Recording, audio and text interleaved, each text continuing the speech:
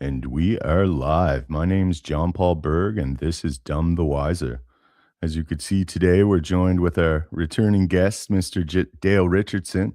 How you doing, man?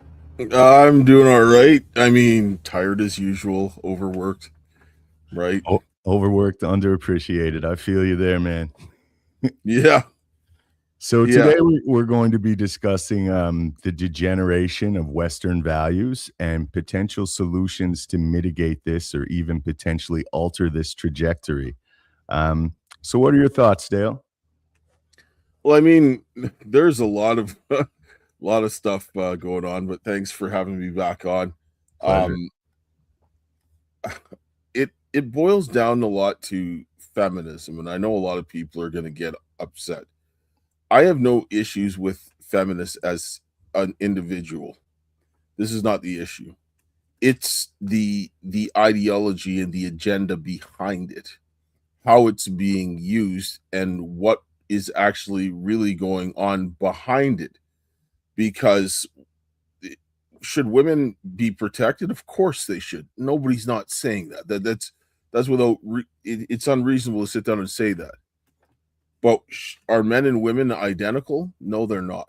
Are they equal in value? Yes. Are there biological differences between the two?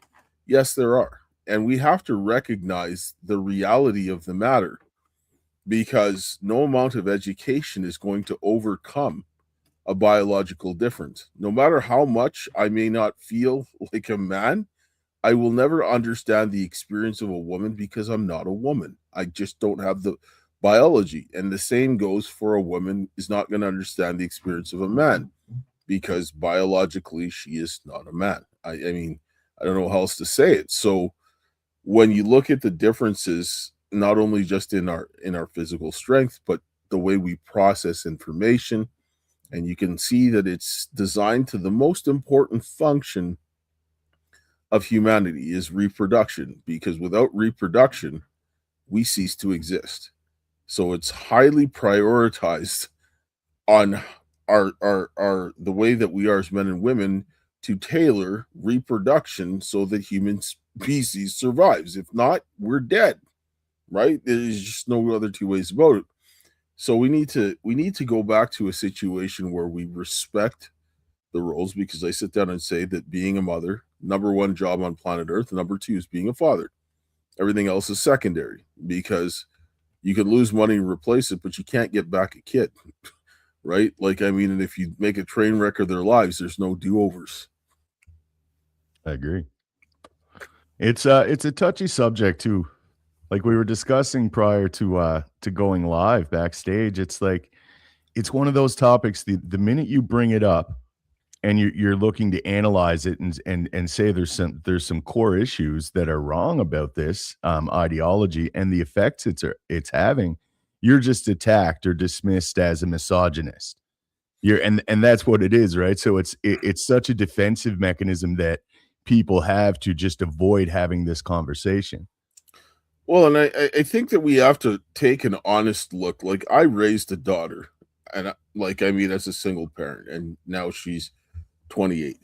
But I had to learn to understand that she is nothing like me in the way that she thinks and does things. Because if I tried to raise her like a man, I would have destroyed her.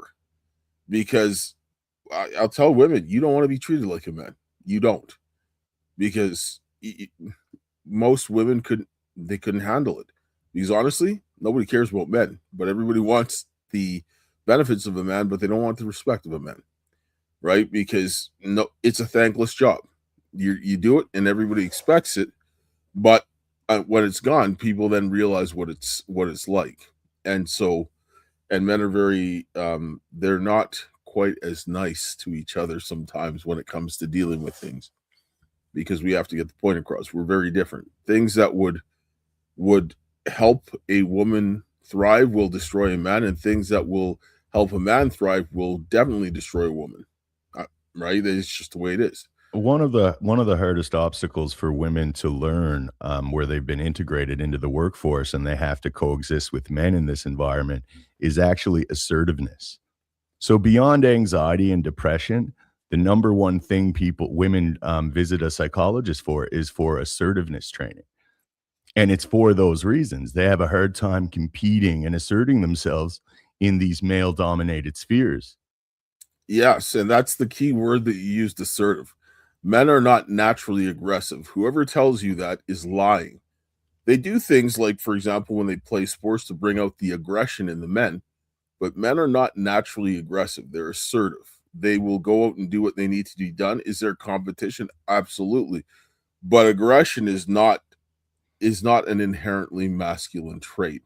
We generally we understand as men, like whenever two men interact with each other, there's always the threat of lethal consequences because if something goes sideways, one of them ends up dead.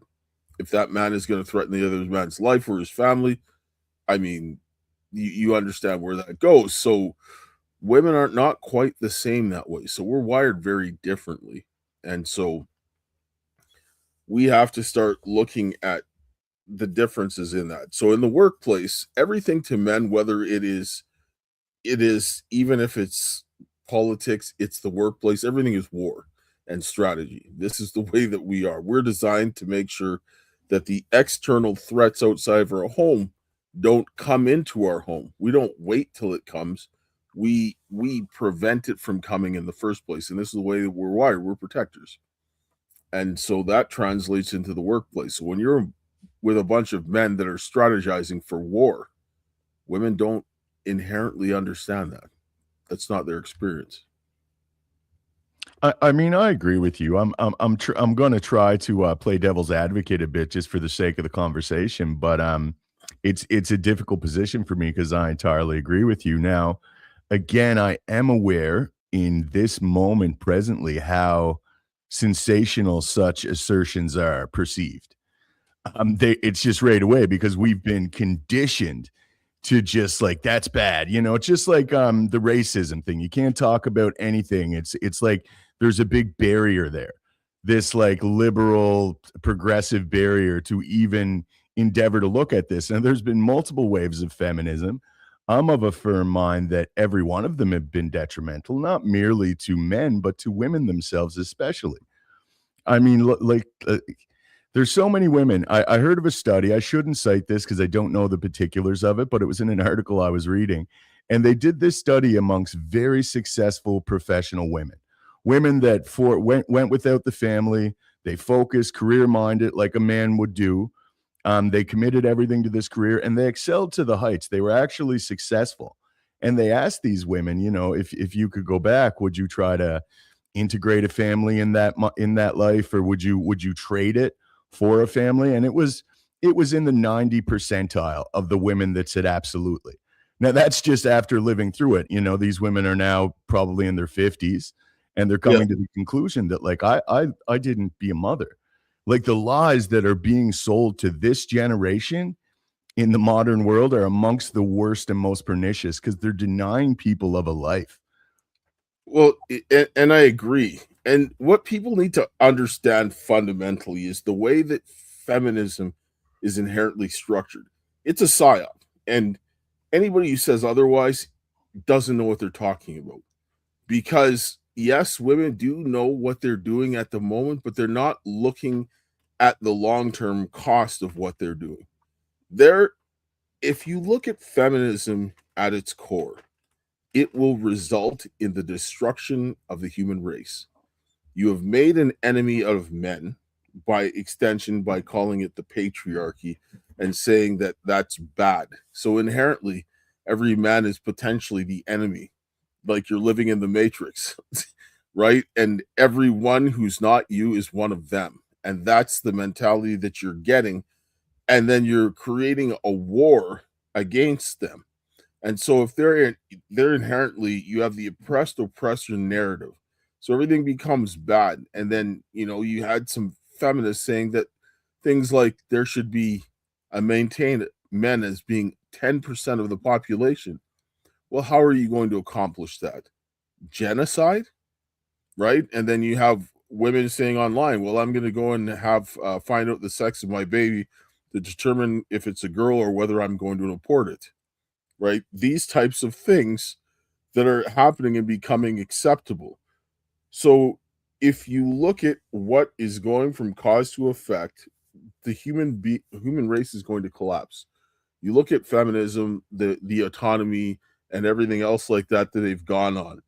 There was a decline in the birth rates. This decline in the birth rates is what they use to justify the immigration policies, because after the boomers stopped having babies, you saw that there wasn't enough. And I'm Gen X. I grew up in that generation. We always heard about this, that there was going to be no pension because we were not going to be able to pay for it because there was too many boomers, not enough Gen Xers, and you're looking at population collapse. So they decided to start bringing in the immigration to supply this, and the birth rate kept going down because women are like, well, I don't need to start families and all these things.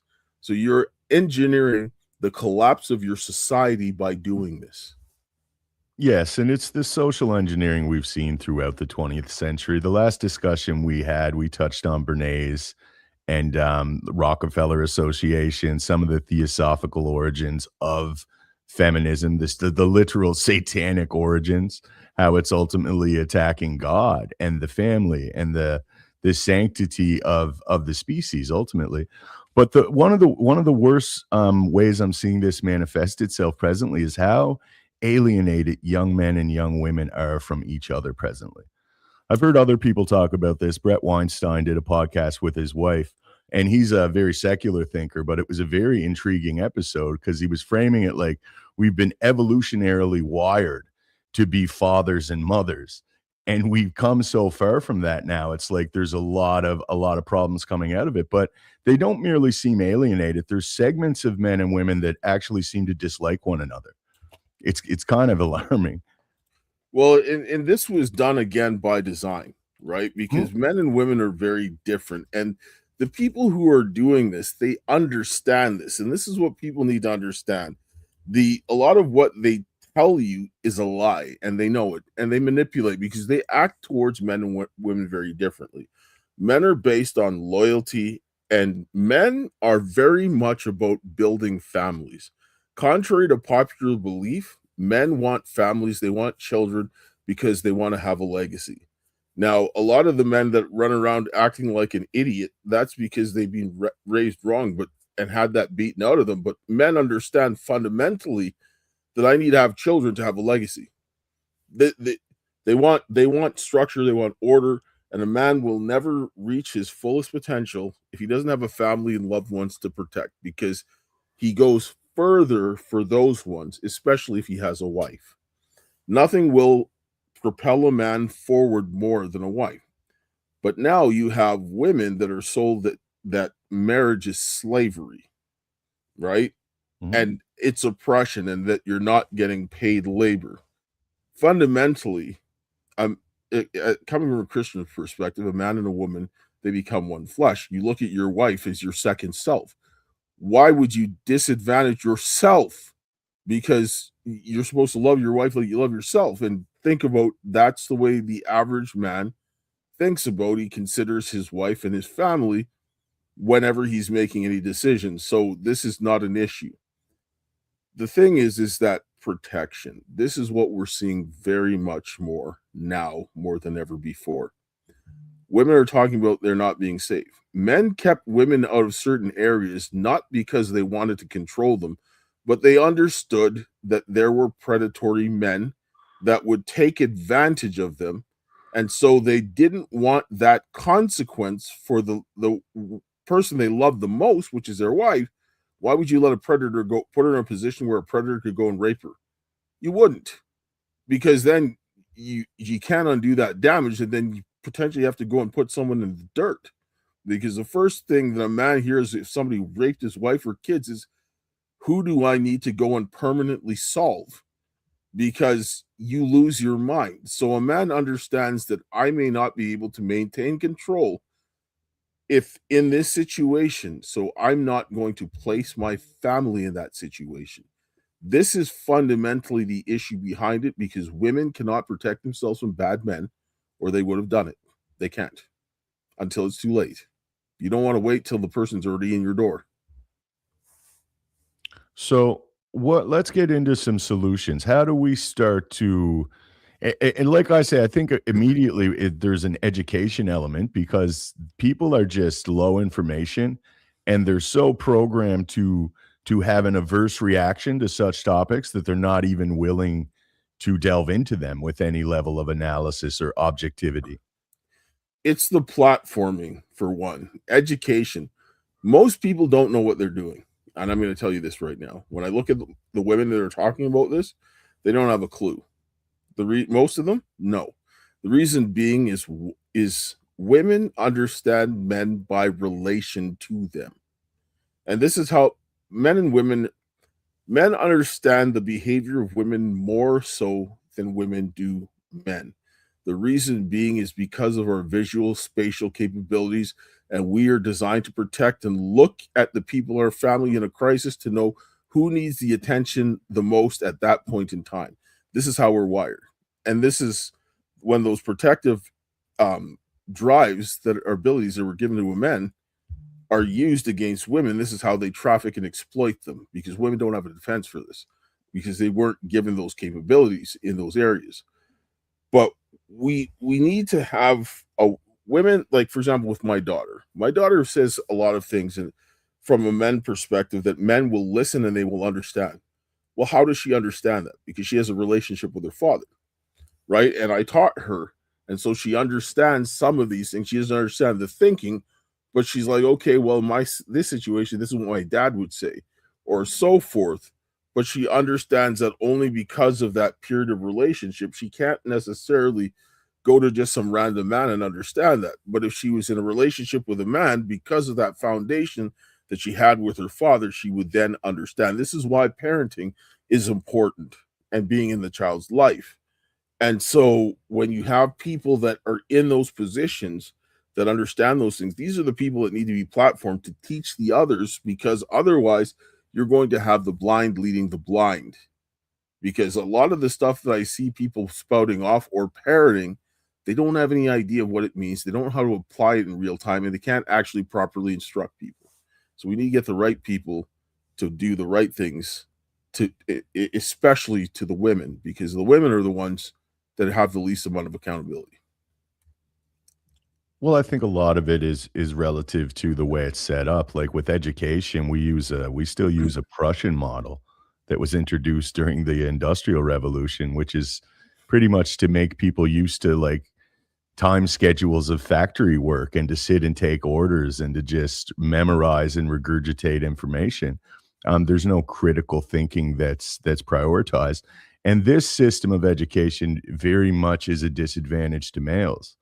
Males don't learn like that, and we're not prone to sitting in a space for 5 hours a day, especially when we're young. We should be out wrestling and, like, learning physicality and physical parameters. Did you know Poking the nowadays hornet's nest. the anti-bullying is so prevalent in the school curriculums now that the kids aren't even allowed to touch one another. They can't wrestle or fight around, and that's how males learn boundaries and learn how to what's the right level of assertion. And like there's so many very relevant, like if you read developmental psychology, like Jean Piaget, the famous developmental psychologist, he says like these are foundational for young men to learn and to be able to relate to the world is this rough play.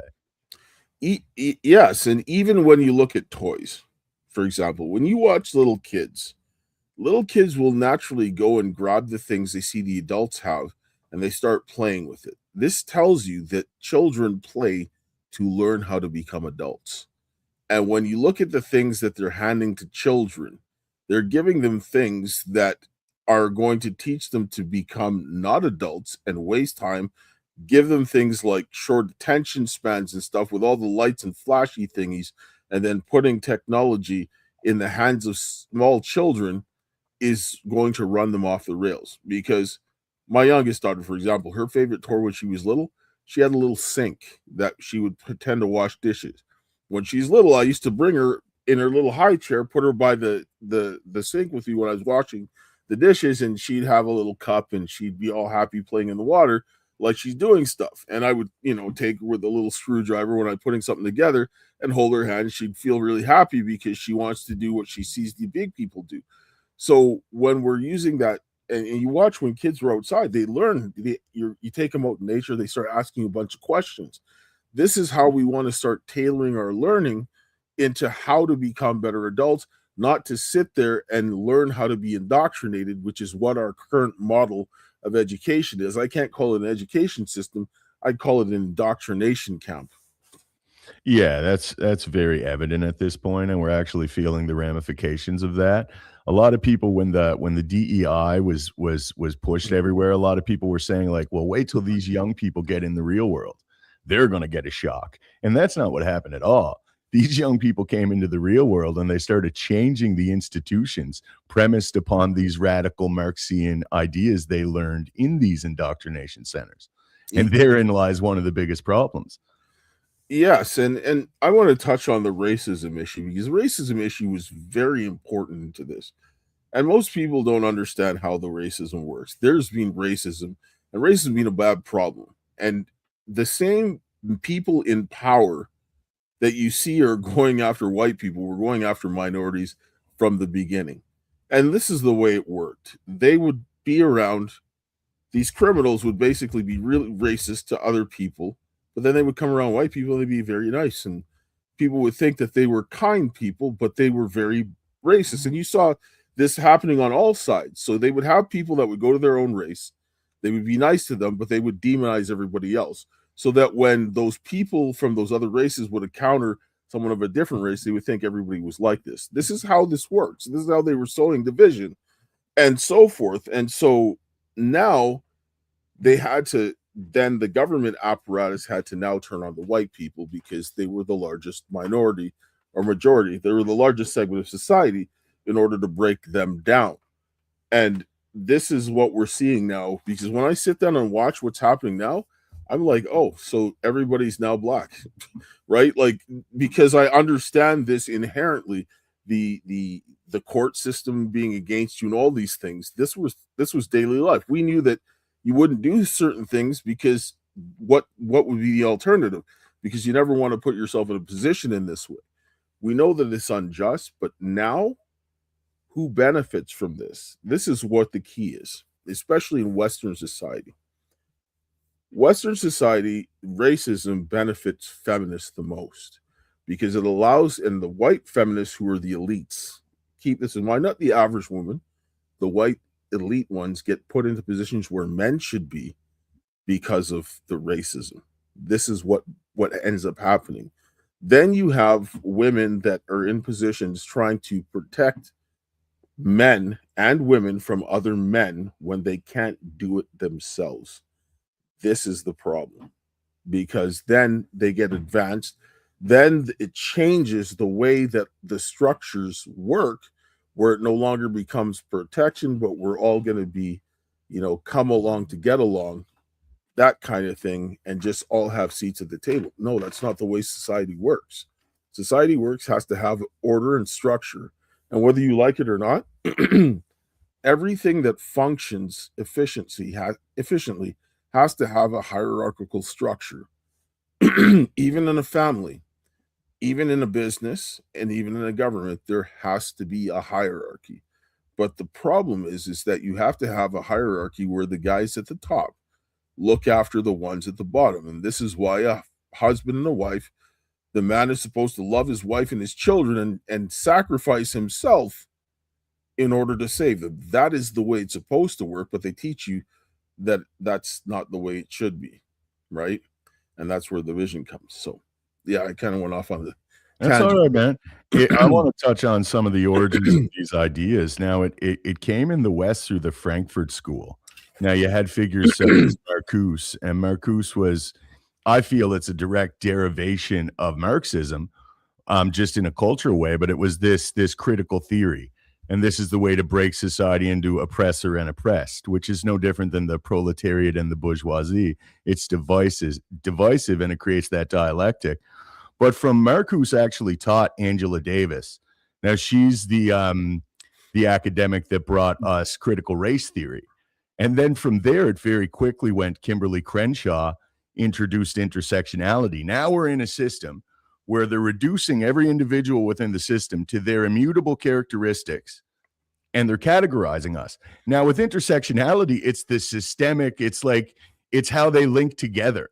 It's like the intersecting various systemic oppressive groups.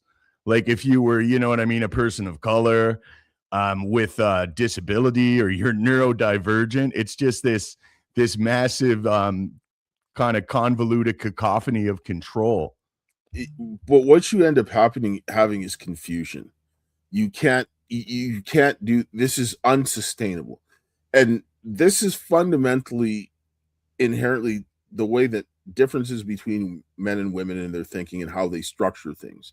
We're designed to structure and order society to protect our families, and this is how these structures of government come in, because we're like, okay, we all think like-minded, so let's come together and make sure that those people over there who are going to come in and rape and steal and kill our families, we're going to come together and protect ourselves from them. This is how we operate.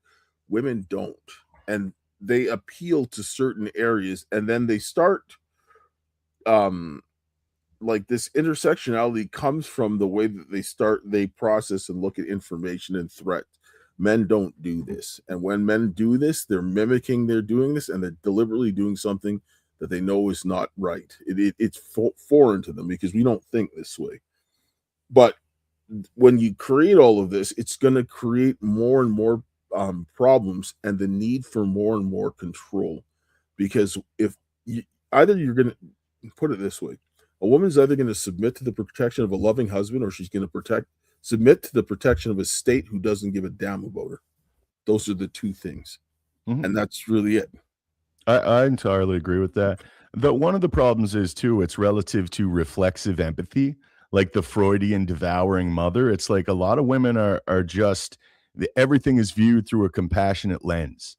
That's why they fall prey to a lot of this radical leftism, and they're leading the charge. Even when you go back and you look at the Cultural Revolution in China, the Mao's Cultural Revolution, a lot of them were young women, were the more vocal and the more cruel during some of the barbarity that occurred during that process. And I truly think that's the closest model for what's happened in the West over especially the last 60 years is what happened in China.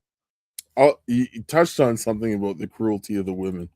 I don't explain this. This is why hypergamy now can never be looked at in our current situation because women use this as a metric.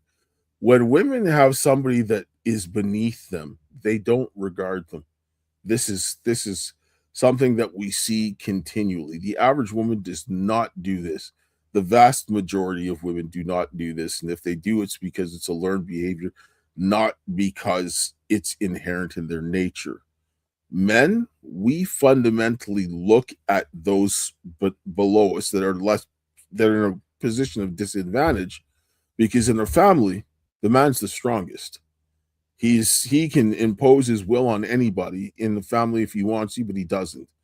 But his design is normally to look after those who are weaker than him, who are less fortunate. This is the way that we are because we look after our children this way and our wives and protect them. This is our wiring.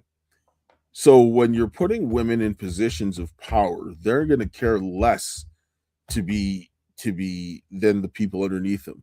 This is why men don't like necessarily working for women. It's not because women are terrible, it's they don't have the same care for the people below them as a man does. I'm talking reasonable men. I'm on average, obviously. But this is what ends up happening. And this is why men in society are getting dumped on by women because if you're not making the six-figure, six-pack, whatever, their ideal, then you're chopped liver. And this is what's giving rise to things like the incel movement. And this happens is because they're putting all these women, they're advancing them socioeconomically, and then they're dumping on those men because they don't exist to them anymore. And this is where we're having a big problem. Yeah, I entirely agree with that.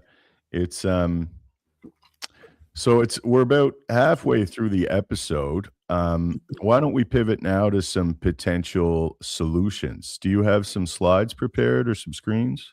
Well, I mean, I wanted to touch on a subject first because Certainly. of what I was going to bring up was because what we were doing was the sexualization of children, and you touched on about the empathy that is being used and weaponized, and this is why we're having these indoctrination in the schools, right?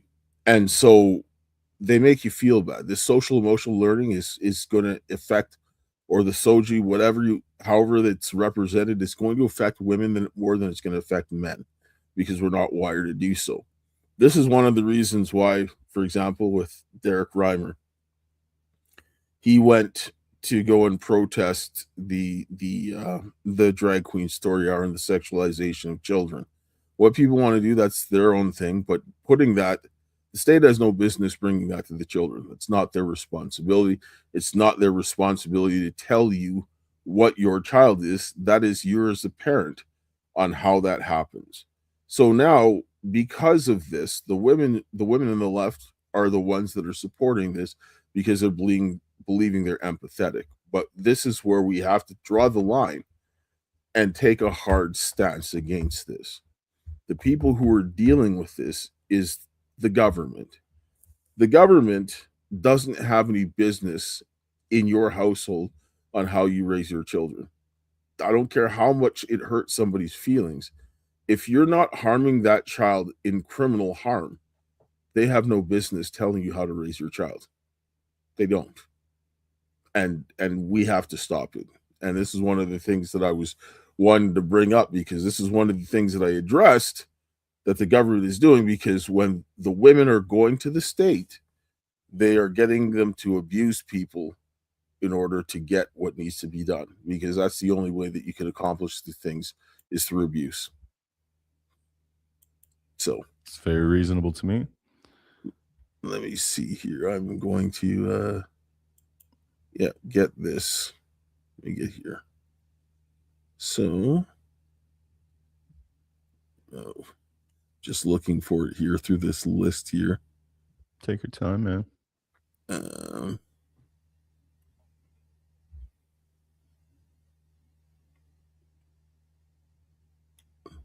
So when this is going, I should appeal to everyone. If you could please share the stream, very deboost it. So it's immensely advantageous when you can like, share, and interact with the content.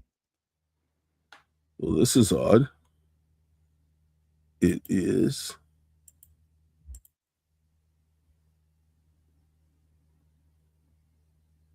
Oh, there we go. Yeah.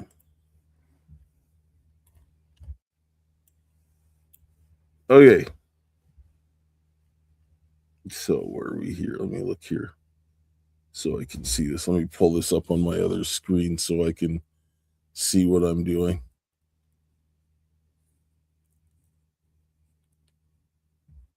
Or it doesn't want to do that. Well, that's great. I could see the screen. I can add it to the stage. No, I'm talking about my. I have a monitor that I have, and I need to, I get it set up for the right one. That's what I'm talking about. Just so that I can put it on one. There we go. So I can put it on one monitor. I just get a second here to set it up. This is just, yeah. Yeah. Okay, what do I do here? There we go. There we go. There we go. Now he's set up. All right, so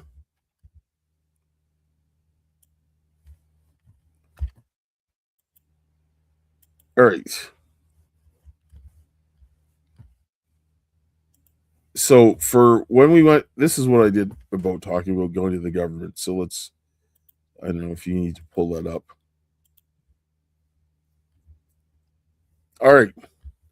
So this happened started in 2024. It shows me kind of what I did when I first went to the Legislative Assembly of Alberta, and then I have an action plan because we have to go to the government to stop them from doing what they're doing.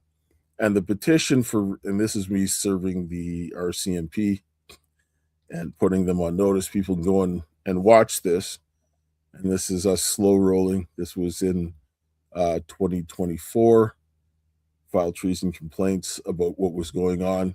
My daughter was that same week was in Colorado and sent this petition into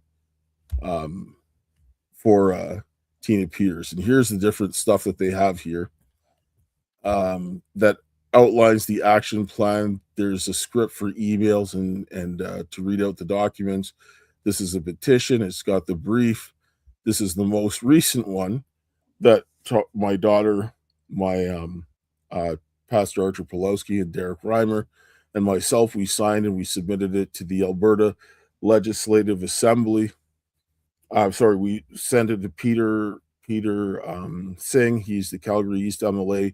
Gave it in person to Mickey Amory. Also gave it to an NDP MLA, Janet Aremko, and then went to Adriana Lagrange's office and so forth. And these are the ones that I did in the States and in Colorado and in Saskatchewan and so forth.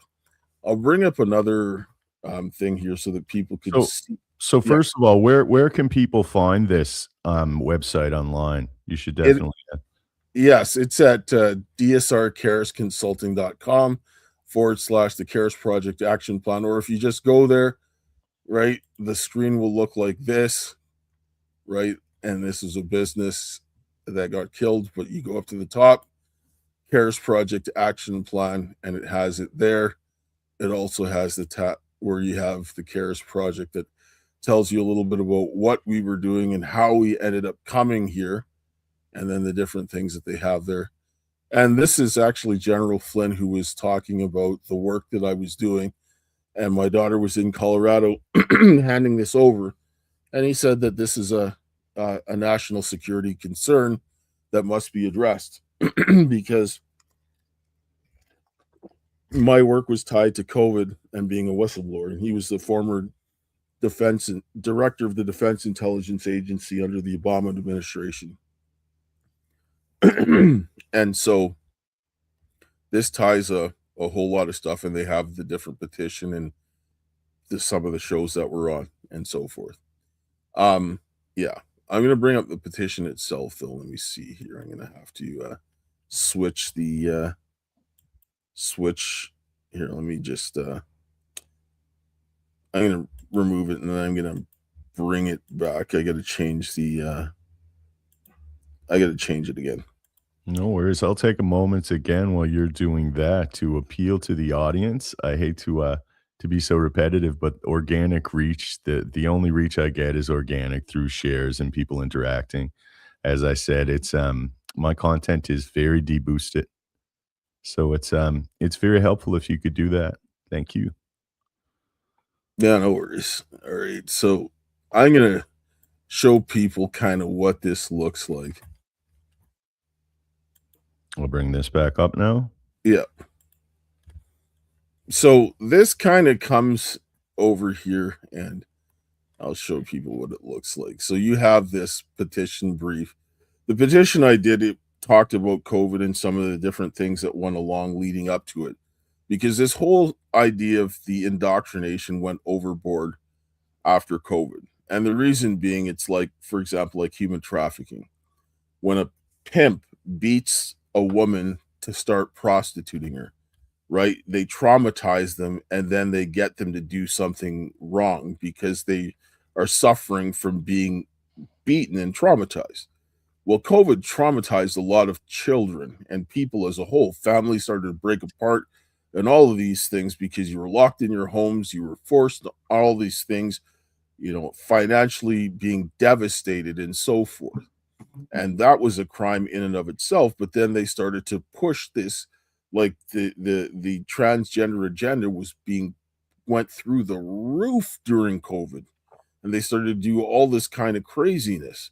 right? So this is the same type of pattern that you would see, and it may be different. It may not be the same exact setting, but the trauma is there, then the indoctrination, and it's of a sexualized nature, right? And so so this petition for redress of grievances, it's not like the ones that you sign and ask them please to come and do this. Um this is the strongest legal action that you can do in the Westminster parliamentary system. This was coming from the British common law that, and I researched back to I think about 1640, where it came in and it went into both the Canadian and it was codified into the US Constitution under the First Amendment.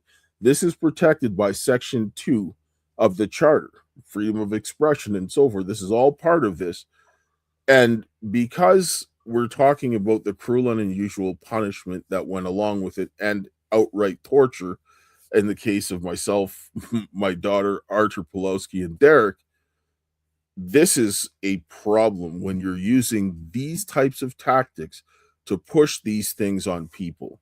And this is the way that you deal with it, because we're looking at the fact that this is a structural issue, not a isn't like a decision of the court. There's a structural problem with the government, the police, the courts, and so forth, where they're protecting this and they are punishing anybody who comes against that. There's a politicization and a weaponization inside of these government agencies, and there's no effective controls to deal with it.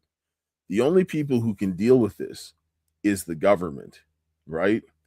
And this is where we came in here and I talked about what happened here. And this brief is it's over 1,000 pages long, right? And I'll kind of go through some of the things here. Like it shows the different petitions that I did in the different states and different provinces, and then it goes through all of the different, like, I mean, this is basically a whole thing of documentation of what was done, right? You know, showed all these things, like this guy here, Donald Nedalitsky. This guy, people need to understand that they had this guy who's not a judge, he's not a lawyer. He was writing orders for the Alberta courts and Alberta judges. They got rid of this guy because he was doing some of the most ridiculous things at all, right? And then when I brought some of these things together, I mean, you can see all of these things that were happening here. This is when I brought like the HVAC engineering controls to the federal court and the things that would happen as a result of this was their response. And you can't do that, right? And this assistant deputy Lynn Lovitz, she's actually got an intelligence and national security background as well as taxes. So she knew when she saw the engineering report that I put in there, which was really the backbone of every pandemic response, engineering controls is the first step, that it was done. She knew what she was doing was wrong.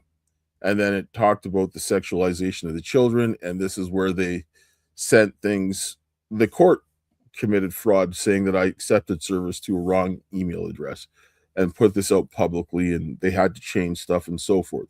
So you're seeing this type of thing happening over and over in their system. You're watching, like with Derek Reimer, they told him, you know, he had a conversation with someone, they lied, they stretched the truth, didn't meet the merits of the crime, and they're punishing him because he made people feel bad. Right? That's not hurting someone's feelings, and criminal harm are two different things. So this goes through all of this kind of stuff here, and like, yeah, see, they're saying that I received it when I didn't. There's all of this stuff here. It's just it goes through where, you know, I was defrauded for my house. There's my title. And then you watching here, this is the contract where they have somebody that's selling it in care of me, which I never authorized this. And you can see at the top who's listed as the buyers up here. and listed me as a seller, having somebody else do this. And oh, look at those signatures. None of those are mine, right? See the name crossed out and put in there. Again, none of the signatures are mine. This was put in front of a court, right? This is our court systems at work. And then discharging that, and then the judge, no stamp, no seal or anything like that. This is the kind of stuff that was done. Then you see like the occurrence reports, a resist arrest on July 22nd of 2020, but they say later on here that I was arrested on the 23rd. Right? Like, I mean, this is our system. But the problem why we're at where we're at in this whole situation, this is the men. Oh yes, this is what was done when I got arrested, strapped to a bed, drugged against my will. This judge was overlooking the court case against the RCMP, the Saskatchewan Health Authority, after I exposed the engineering controls and they refused to investigate after I filed criminal complaints on July 3rd of 2020, which should have brought everything to a halt and made them reevaluate their pandemic response, because I demonstrated what lawfully they were obligated to do, and that the Public Health Agency of Canada was wrong in issuing the Quarantine Act without putting in effective engineering controls. And so they stripped me of everything. This was done by that judge. So just for the sake of the episode, now I'm familiar with some of these elements from your story. I did some Yes. research before we initially spoke. But Yes. can you give like a very brief summation? Because there's a lot of people, like we kind of went from feminism right into this. Can you just explain very briefly what happened to you? Yes, I was a whistleblower, and I went and exposed the engineering controls. I'm a mechanical engineering technologist. This is where the feminism actually impacts this whole situation, was in this family court matter, right? Because I was in, like, all of this stuff was done on the basis of nothing. Like, I mean, they used perjured testimony in an ex parte hearing. This would never be able to be done to a woman in this situation. I mean, more men are suffering from this, and I was arrested going into court, strapped to a bed. The judge was the one that directed this to happen, and the court, and then stripped me of everything, cut me off. And most people think, well, he's a bad father, so whatever, and so forth. And these assumptions that men are inherently bad. Well, I'm sorry, no. My ex-wife, she was the violent one. And my oldest daughter, I actually ended up having her taken by the state unprovoked. And again, they believed all the women rather than me, and so forth. But then I ended up getting my daughter back after having all my parental rights severed. It took me 3.5 years to do so. So this again is that bias inherent into a man that allows this to go unpunished and unscrutinized, because they're like automatically, oh, it's okay that she's with the mother. No, it's not, because if you would do this to another human being to get something, you're a criminal. Like, I mean, there's no other way to say it. So this is where you're allowing this to happen because of biases and to cover and conceal a lot of these things. So this So is now, where the tie comes in. now this happens. This is a huge issue for fathers' rights. There's been some advocacy over the last 10 years or so regarding it. Not enough yet, and it's very disadvantageous the males. But like in your situation, you were kind of it's almost like you were targeted specifically relative to your whistleblowing. Oh, 100%. Yes. And because they knew the kind of person that I was always a person. I hate injustice, right? I'm not a perfect person, but I hate injustice, especially state injustice, because there's one thing somebody stealing from you. He could be hungry and starving, whatever. It's a fundamentally different thing when the people that are entrusted to safeguard your rights and preserve law and order are the ones stealing from you. It amplifies. This is why in the United States deprivation of rights under color of law carries a death penalty as a sentence, because they understand being in the government it's this much worse. But because they knew I was never going to take it lying down, this is why they did what they did. Because I'm not going to let the government's negligence kill my neighbor. I don't care if I like you or not. The government has a right to kill you, right? That's really is, because if I allow that to happen, they'll do it to me. So where does all this stand now? Do you have any legal cases pending in any regard? Well, no, because what they did was they preemptively blocked me from the courts, all of them, without any actual due process, and said that I was a vexatious litigant. Vexatious litigation is designed for people who just start um, going after people unprovoked. This is not the case. First of all, the first court case, I was dragged into court. The second court case with the COVID, my people were going to die. And I was like, I can't let people die. This is a big issue. It's not just occurring here, it's occurring everywhere I've looked at. This is a systemic flaw that could not be by chance, because engineering doesn't work that way, because they had something that worked and they replaced it with something that was different. That means there was a chain of custody. People had to make deliberate decisions to do something that they knew was wrong, because this is such piss poor engineering that nobody could justify it was an accident. You knew this was wrong. And so I'm like, something needs to be done with it. I said, people are going to get destroyed. Well, what happened? People got destroyed. It cost us $1.7 trillion here in Canada that could have been prevented. That's not a vexatious issue. That's a national security issue. It could be easily exploited, right? I'm of a firm belief. Now, I mean, and this is conjecture on my behalf, I shall qualify it as such, but I'm of a firm belief that that was all planned and intended, and they certainly weren't looking to mitigate any of the damage. They wanted that. I believe that that was released, and there was a psyop that was running throughout it, and Yeah, and you're there's a lot of this that has come out. Like, there were laws in Canada that were passed, so, like, the news media can now lie to us. I can't remember the specifics of the statute, but yes. there was something passed, They and amended then the criminal code. yeah. So, I mean, clearly, they're treating the electorate, the people, in a hostile regard. It's very much bordering tyranny in that sense, and what they did, it was the largest wealth transfer that ever occurred, and There it was decimated the middle class. this, yes. I'll talk a little bit about this, but before we go on to that, I wanted to sit down and say that just the pathogens that were transferred from the National Microbiology Laboratory in Winnipeg in March 31st of 2019.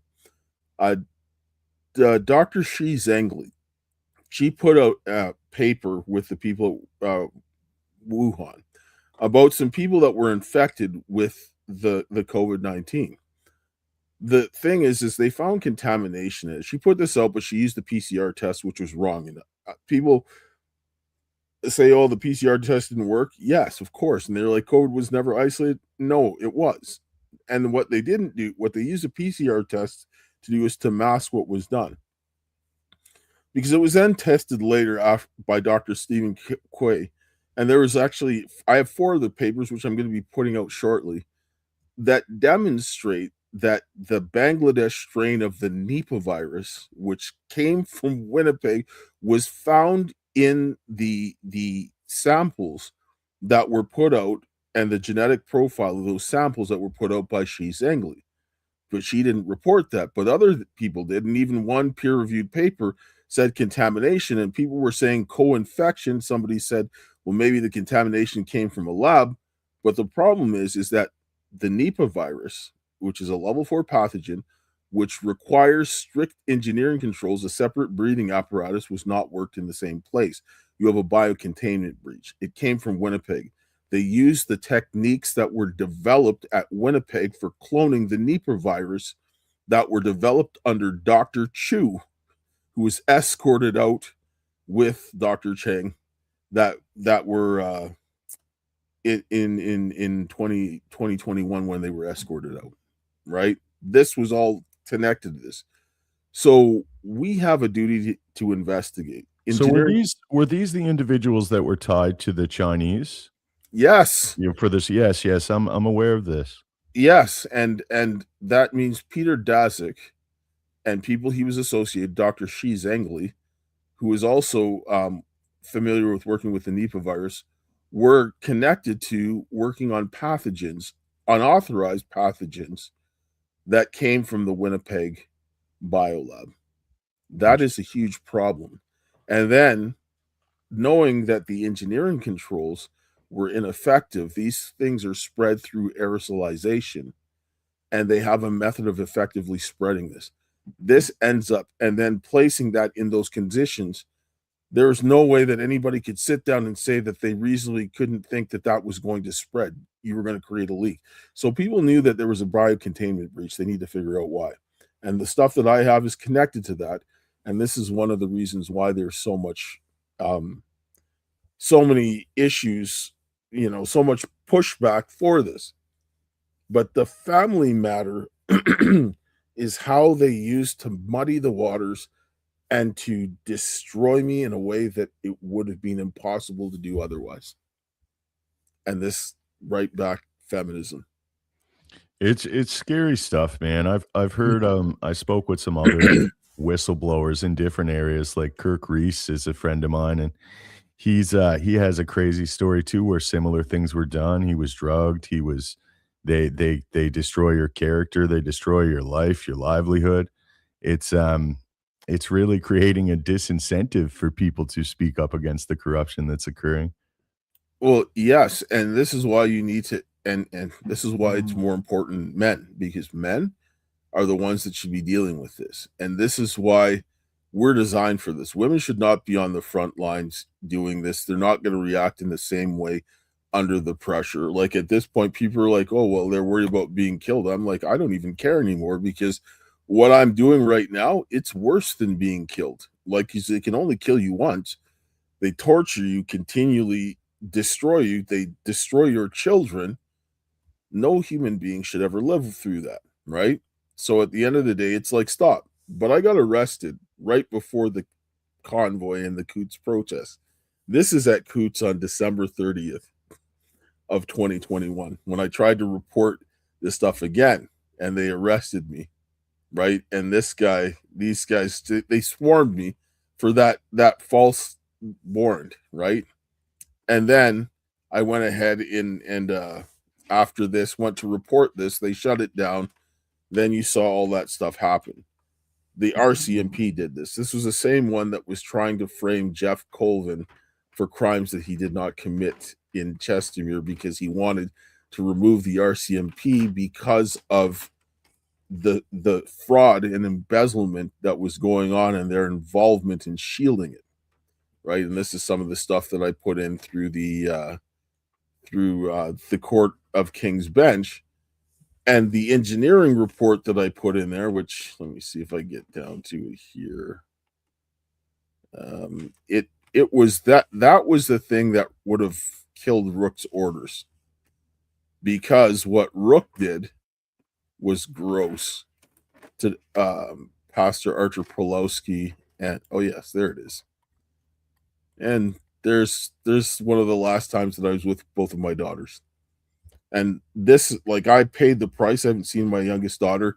She's going to be 7 next week on the 9th. I haven't seen her for 5.5 years as a result of this. It's crazy, man. Yeah. So I ended up, and this is the engineering controls that I go over and so forth, and what they did wrong, and explain how this is a problem. And I talked about like what they, this is what they were saying, what they were weaponizing in these places. They're not, they're telling you that all these things spread through aerosols and even monkeypox, which they said they didn't, but they could do that. And when you have a pandemic, you're supposed to assume bioterrorism until it can be ruled out. And when you looked at Event 201, Cladex, the Canadian pandemic preparedness, the same with the United States, you know what they all left out? Engineering controls. Even when talking about aerosolized airborne pathogens, where that's 80% of your infection controls. This is why I can sit down and say with a high degree of probability that this is deliberate. And then I came in and I talked about the analysis of risk later on, and I actually proposed solutions on how people could actually protect themselves. And with the fact that they just found another biolab in the United States, this is your best defense against these things, is protecting preventing you from being exposed or reducing the exposure so that you don't get an infectious dose. And I showed how you could actually save money doing this. This would have prevented a lot of businesses from being destroyed during the lockdowns, right? And this I put out, right? Showed the cost benefit analysis and everything else like this, and did a sensitivity analysis showing that people how they were going to save money and so forth for making these changes to something that they already had, which would have been much better than what the government was proposing. And then, talked about the hazards, the risks, and all of these things. This is something that every person in this country has a vested interest in this, because our lives got worse because of COVID. The courts were the ones to make sure that this type of stuff continued. They're using the courts to destroy and steal families, right? Which what they did to punish me.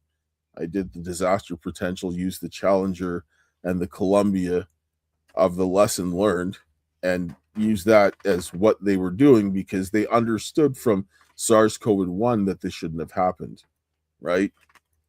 And then I actually go through the different criminal codes and show the elements of this. But the most important part we're going to get here is where we get to, oh yes, and we tie the trafficking, because this is what we're doing in the schools with the grooming of children. It's actually a violation of the trafficking laws. It's the facilitation of the sexual and financial exploitation of the children. And then because of my case and my daughter's case going into Canada and the United States, we go through that. And what they did at the Winnipeg Biolab and all that kind of stuff, this is treason. What they're doing, making sure that there's no engineering controls, this is treason. You're allowing this to happen, to destroy Canada. And China is not a friendly country. They're hostile, right? They're using foreign interference and all these things. So this is insane. So I started to do a statistical analysis on the court system, right? And I did some simple statistics, and I started to look at certain things. You got a single judge here making a large amount of decisions, and they were the ones that were doing the corruption and other things like that, and discussed this, showed the order again, and so forth, and what they were doing, examining what the legality of this and what was going on at the same time that things have to be considered. And with the things that I put forward, for example, like the forged documents that I showed with respect to the sale of my home, that's probable cause for the police to investigate, because you can't do that. And then doing it the court involvement, they're involved in allowing you to do something they know was wrong, and then they used the divorce to cover up all of their criminal activity, and then they said they severed the division of property sine die. And so then they're like, oh no, it's just a he said, she said thing, and he just lost custody, blah, blah, blah, blah. The woman defaults to having the kid, so people just brush it aside, right? The judiciary in Canada and America, a lot of these radical left judges that are just going along with the agenda, that's one of the biggest hurdles we have to overcome.